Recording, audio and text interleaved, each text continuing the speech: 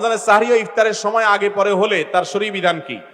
সাহরি বা ইফতারি যদি আগে বা পরে হয়ে যায়, কথার কথা ইফতারি টাইমের আগে করে ফেলেছেন, সূর্য এখনো ডুবে নাই, তাইলে ওই রোজা হয় নাই, ওটা আবার রাখতে হবে।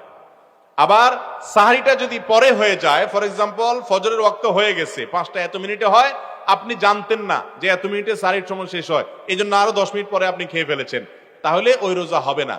ওই রোজাটা আপনাকে আবার রাখতে হবে।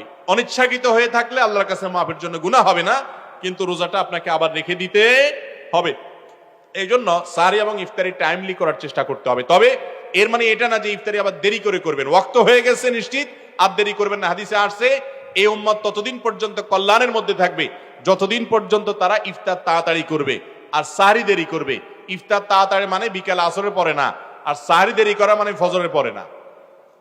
আমরা ছোটবেলায় শুনতাম মুরব্বীরা অনেক সময় বলতো যে পশম দেখা যাওয়ার আগ পর্যন্ত খাওয়া যায়, তো এই জন্য অনেকে দরজা জানালা আটকায় নিত যাতে বাইরের আলো না আসে এবং বেশি সময় ধরে খাওয়া যায়। তো মূলত এটা সঠিক নয়। সঠিক হলো ফজরের ওয়াক্ত যখন হয় তারপর থেকে আপনি কি করবেন না, তারপর থেকে আপনি আর খাবেন না, তার আগে খানা শেষ করবেন।